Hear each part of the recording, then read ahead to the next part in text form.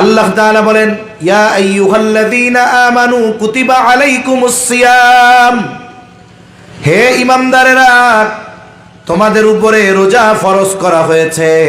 এই যে একটা জিনিস আবশ্যকীয় করা হলো, এখন মনে হবে কঠিন, কিন্তু এর পরপরই যখন আল্লাহ বললেন কামা কুতিবা আলাল্লাযীনা মিন ক্বাবলিকুম, যারে এই রোজা শুধু তোমাদের উপরে ফরজ করা হয়েছে এমনটা নয়, তোমাদের পূর্ববর্তীদের উপরেও ফরজ করা হয়েছিল। তাহলে আল্লাহ তাআলা ঈমানদারদের কোন মানের তাকওয়া অর্জনের আদেশ দিয়েছেন?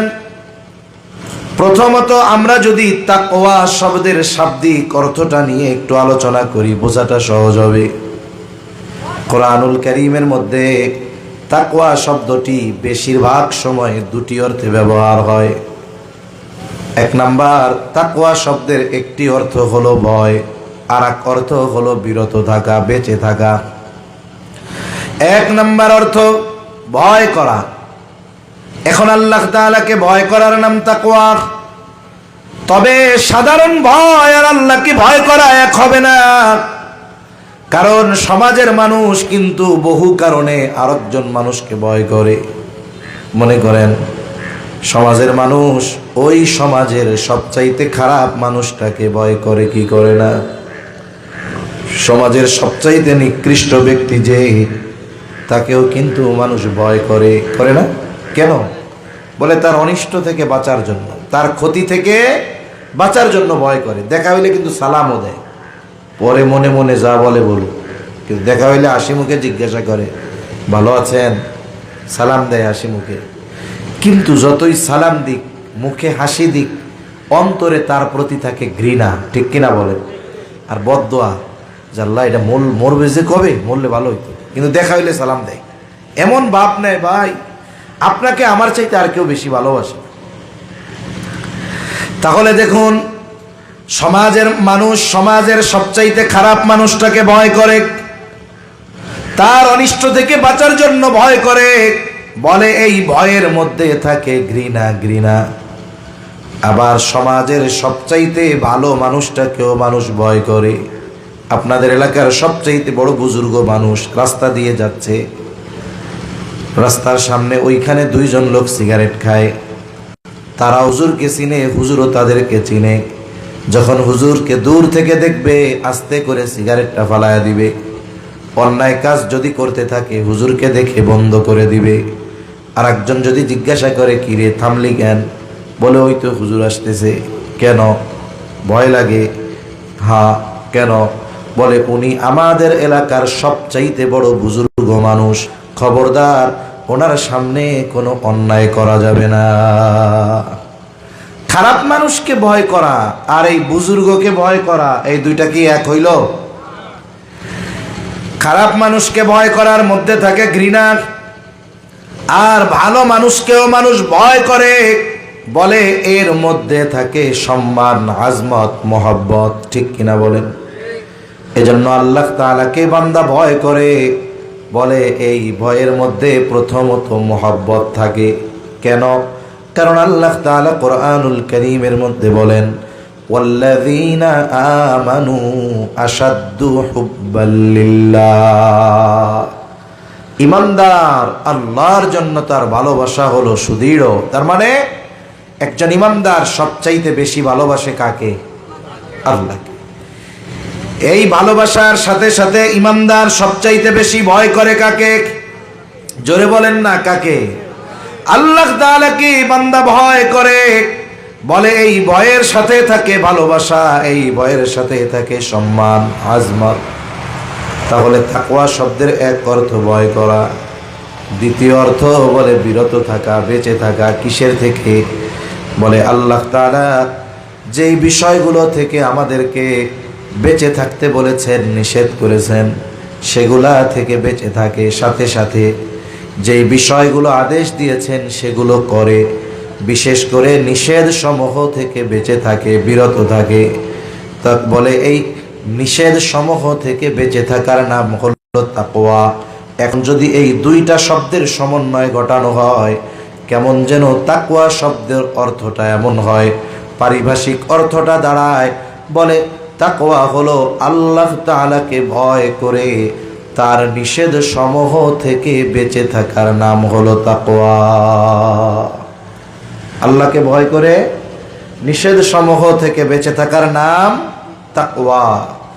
যেই মুমিন এই কাজ করে, যেই মুমিন আল্লাহকে ভয় করে আল্লাহর সব নিষেধ সমূহ থেকে বেঁচে থাকে, এই মুমিন হলো মুত্তাকি মুমিন।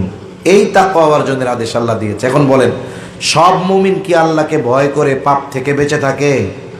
জোরে বলেন না, বেঁচে থাকে? থাকে না।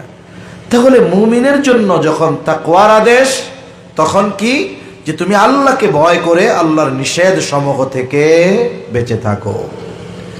তাহলে তাকওয়া অর্জনের নির্দেশ মুমিনকে দিয়েছেন কে? আরো জোরে কে? আল্লাহ। আল্লাহ রাব্বুল আলামিন শুধু বান্দাকে কোনো বিষয়ের আদেশ করেন এমনটা নয়, বরং বান্দা আল্লাহ তাআলার আদেশ কিভাবে বাস্তবায়ন করবে সেটাও আল্লাহ তাআলা বান্দাকে জানা দেয়, শিক্ষা দেয়। কোরআনুল কারীমে আল্লাহ তাআলার যত আদেশ আছে, যত নিষেধ আছে, সব বাস্তবায়নের পদ্ধতি আল্লাহ তাআলা বলে দিয়েছেন। সাধারণত এটা দুই ভাবে হয়। একটা হলো আদেশ করার পর ওই আদেশটা বাস্তবায়নের সুস্পষ্ট নির্দেশনা আল্লাহ দিয়ে দেন। আর একটা হলো সুস্পষ্ট নির্দেশনা দেন না ঠিক, তবে সূত্র দিয়ে দেয়। যেমন কোরআনুল কারীমে আল্লাহ তাআলার নির্দেশ যে তোমরা আল্লাহর আনুগত্য করো। এখন আমরা আল্লাহর আনুগত্য কিভাবে করব? এই প্রশ্নের জবাব আল্লাহ বলেন, মান ইউতি'র রাসূলা ফাকাদ আতা আল্লাহ। আল্লাহ তাআলা এই জায়গায় জানায় দেন, মান ইউতি'র রাসূলা ফাকাদ আতা আল্লাহ। যে রাসূলের আনুগত্য করলো সে কার আনুগত্য করলো? জোরে বলেন। তার মানে কোন আদেশ যদি কোরআনে থাকে আর ওই আদেশ যদি সুস্পষ্টভাবে বাস্তবায়নের পদ্ধতি না পাওয়া যায়, তাহলে ওই আদেশ বাস্তবায়নের পদ্ধতি যার কাছে পাওয়া যাবে তিনি হলেন মুহাম্মাদুর রাসূলুল্লাহ সাল্লাল্লাহু আলাইহি ওয়াসাল্লাম। উপমা দেই একটা দুইটা উদাহরণ। যেমন নামাজের আদেশ করছেন কে? জবান খুলে বলেন, আরো জোরে কে? আল্লাহ। এখন যদি নামাজের আদেশ আল্লাহ করেছেন, কোরআনে আছে 82 জায়গায় নামাজের কথা আল্লাহ বলেছেন। এখন যদি কাউরে দায়িত্ব দেওয়া হয় শুধু কোরআন থেকে, নবীর হাদিস সুন্নাহ সব একদিকে, শুধুমাত্র কোরআনের থেকে ফজরের 2 রাকাত সুন্নাত আমরা যেভাবে পড়ি, যা যা করি সব কোরআনুল কারীম থেকে বের করে দিতে হবে। কিয়ামত পর্যন্ত যদি কাউরে হায়াত দিয়ে কাজে লাগাই দেওয়া হয়, সম্ভব নয়। তাহলে নামাজের আদেশ আছে কোরআনে, তবে নামাজের আদেশ আল্লাহ তাআলা কোরআনে করেছেন, তবে নামাজ কিভাবে পড়তে হবে এটা আল্লাহ শিখতে বলেছেন নবীর থেকে। ওই যে মাইয়ুতির রাসূল ফাকাদ আতা আল্লাহ, এই জন্য নামাজের আদেশ করেছেন আল্লাহ, উম্মতকে নামাজ পড়া শিখিয়েছেন মুহাম্মাদুর রাসূলুল্লাহ সাল্লাল্লাহু আলাইহি ওয়াসাল্লাম। এজন্যই নবীজি সাল্লাল্লাহু আলাইহি ওয়াসাল্লাম বলেন, সাল্লু কামা রাআইতুমুনি উসাল্লি। নবীজি সাল্লাল্লাহু আলাইহি ওয়াসাল্লাম বলেন, সাল্লু নামাজ পড়ো। কিভাবে পড়বা? কামা রাআইতুমুনি উসাল্লি, যেভাবে আমাকে নামাজ পড়তে দেখো। তার মানে দেখুন, নামাজের আদেশ আল্লাহ করেছেন, তবে নামাজের পদ্ধতি বলে দেন নাই, বরং নামাজের পদ্ধতিটা প্র্যাকটিক্যাল ভাবে মুহাম্মাদুর রাসূলুল্লাহ সাল্লাল্লাহু আলাইহি ওয়াসাল্লাম উম্মতকে শিখিয়েছে। যেমন নামাজের যে ফরজগুলো আছে, ফরজগুলোর মধ্যে একটি ফরজ রুকু করা। রুকু করা কি নামাজের একটি ফরজ? রুকুর আদেশ কোরআনুল কারীমের মধ্যে আছে। আল্লাহ তাআলা বলেন, ওয়ারকাউ মা'আর রাকিঈন, রুকুকারীদের সাথে রুকু করো। রুকু শব্দের শাব্দিক অর্থ কি? ঝুঁকা। রুকু শব্দের শাব্দিক অর্থ ঝুঁকা। কিন্তু বলেন তো কতটুক ঝুঁকতে হবে, কতটুক পরিমাণ ঝুঁকা লাগবে? এটা কিন্তু আপনি কোরআন কারিমে পাবেন না।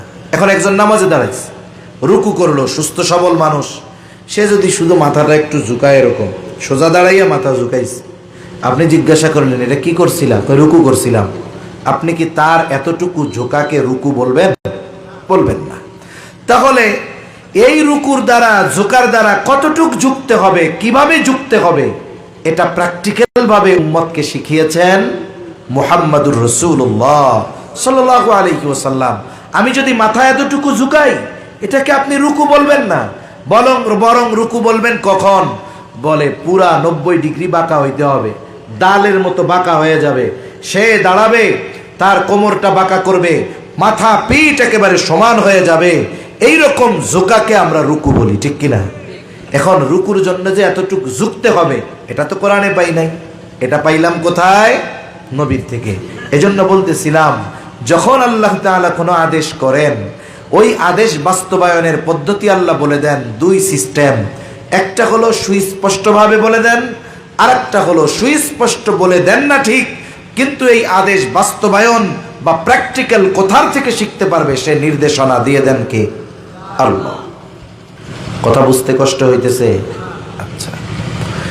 কিন্তু তাকওয়া অর্জনের ক্ষেত্রে আল্লাহ রাব্বুল আলামিন সুস্পষ্টভাবে জানায় দিয়েছেন। আল্লাহ তাআলা কোরআনুল কারীমের বেশ কিছু জায়গায় তাকওয়া অর্জনের পদ্ধতি আল্লাহ তাআলা জানায় দিয়েছেন। এজন্য একটা আদেশ যদি কাউকে করা হয়, সাথে সাথে যদি আদেশ বাস্তবায়নের পদ্ধতিও বলে দেওয়া হয়, ওই আদেশটা তার জন্য সহজ হয়ে যায়। যেমন এই যে রোজা আসতেছে, রোজা, আমার আগে তো ভাই রোজাকে কেন্দ্র করে খুব সুন্দর কথা বলছে। আল্লাহ তাআলা বলেন, ইয়া আইয়ুহাল্লাযীনা আমানু কুতিবা আলাইকুমুস সিয়াম, হে ঈমানদারেরা, তোমাদের উপরে রোজা ফরজ করা হয়েছে। এই যে একটা জিনিস আবশ্যকীয় করা হলো, এখন মনে হবে কঠিন, কিন্তু এর পরপরই যখন আল্লাহ বললেন কামা কুতিবা আলাল্লাযীনা মিন ক্বাবলিকুম, যারে এই রোজা শুধু তোমাদের উপরে ফরজ করা হয়েছে এমনটা নয়, তোমাদের পূর্ববর্তীদের উপরেও ফরজ করা হয়েছিল। প্রথম যখন আদেশ করা হইল রোজা ফরজ, তখন মনে হবে ওরে আল্লাহ কেমনে থাকবো। যখন আল্লাহ বললেন আরে এটা তোমাদের উপরেই ফরজ করছি, তা না, তোমাদের পূর্ববর্তীদের উপরেও ফরজ করা হয়েছিল, তখন দেখেন তখন কি হবে? মাইন্ডে একটা চিন্তা আসবে, ও আমাদের আগেও রোজা ফরজ ছিল, তাহলে ওরা যেহেতু পারছে আমরাও তো পারবো। আবার রোজার উদ্দেশ্য কি? তাকওয়া। আল্লাহ যখন জানাইছে, তখন আদেশ করার সাথে সাথে যেমন কঠিন কষ্ট মনে হইতে পারতো, কিন্তু যখন বলছে এটা আগেও ফরজ ছিল, আবার এর মাধ্যমে তোমরা মুত্তাকি হতে পারবা, লাআল্লাকুম তাত্তাকুন, যাতে তোমরা মুত্তাকি হতে পারো। লাআল্লাহ কালামে ইলাহির মধ্যে আসলে ইয়াকিনের অর্থ দেয়, এর মানে তোমরা যারা রোজা রাখবা তোমরা মুত্তাকি হইতে পারবা। তাহলে দেখুন, আদেশ করার পরে যদি ওই আদেশ বাস্তবায়নের পদ্ধতি বলে দেওয়া হয়, তাহলে এটা আদেশ করার পরে যেমন কঠিন মনে হয়, পদ্ধতি বলে দেওয়ার পরে আগের চাইতে সহজ হয়ে যায়। মনে করেন আপনাদের এই এলাকার একজন মানুষ জীবনে কোনো দিন সে চট্টগ্রাম যায় নাই, ক্রসিং পার হয় নাই, টানেলের কাছেও যায় নাই, দুই একবার জীবনে হয়তো বাঁশখালী গেছে। এর যদি আপনি সকালবেলা ঘুম থেকে উঠা বলেন, অথবা সন্ধ্যায় যদি বলেন তোমার আগামীকাল ঢাকা যাইতে হবে, ওর রাতের ঘুম হারাম হয়ে যাবে। যে বেটা জীবনে কোনোদিন চট্টগ্রাম যায় নাই, ওরে আপনি ঢাকা যাইতে বলতেছেন, ও দেখবেন রাতে আর এপাশ ওপাশ করবে, আল্লাহ কি হবে না হবে কে জানে। সকালবেলা এসে বলে ভাই ঢাকা ঢাকা আমি যাইতে পারবো না ভাই, আমি শেষ, কোত্থেকে আড়াই যাবো, কি হইব না হইব, টানেলের নিচে দিয়ে যাবো, নদীর পানি ভেঙে পড়ে কিনা তা ঠিক আছে। এখন আপনি তারে বললেন আরে তুমি ভয় পেও না, আমি তোমার এইখান থেকে সুন্দর মতো চট্টগ্রাম নিয়ে যাব, ওইখান থেকে একটা বাসে উঠাইয়া দিব, অথবা তোমারে আমি বটতলি ট্রেন স্টেশনে গিয়ে ট্রেনে উঠাইয়া দিব, তুমি নাম্বা টাম্বা না, একেবারে সর্বশেষ যেই জায়গায় যাবে ট্রেন, ওইখানে যখন দেখবা সবাই নামতেছে, এরপরেও তুমি নামবা না, তুমি শুধু বৈশাই থাকবা। কেন বৈশা থাকবা? অমকে আইসা তোমার বগি নম্বর সিট নম্বর বলে দিব, ও তোমার ট্রেন থেকে নামাইয়া বাসায় নিয়ে যাবে। বলেন তো, যেই আদেশ শুই না রাত ভর ঘুম হইতেছিল না, যখন যাওয়ার পদ্ধতি তাকে বলল, আদেশ দেওয়ার পরে যে টেনশন ছিল এখন আছে না কমছে? এখন ও উল্টা কি করবে জানেন? ওরে ট্রেনে উঠাই যখন দিবে, ওইখান থেকে যখন ওরে নামায় নিয়ে যাবে তখন ও ফোন দিয়া বলবে, ওরে ভাই ঢাকা আসা এত সহজ, এটা আমি আগে জানতাম না। অথচ দেখুন পদ্ধতি বলার আগে ওর কাছে মনে হচ্ছিল মাথার উপরে মনে হয় পাহাড় চাপায়া দিচ্ছে। এজন্য আল্লাহ তাআলা আদেশ করার সাথে সাথে ওই আদেশ বাস্তবায়নের পদ্ধতিও আল্লাহ বলে দেয়। আল্লাহ তাআলা তাকওয়ার ব্যাপারে কোনো ডিরেকশন সরাসরি দিয়েছেন, কোনো ইঙ্গিত দেন নাই।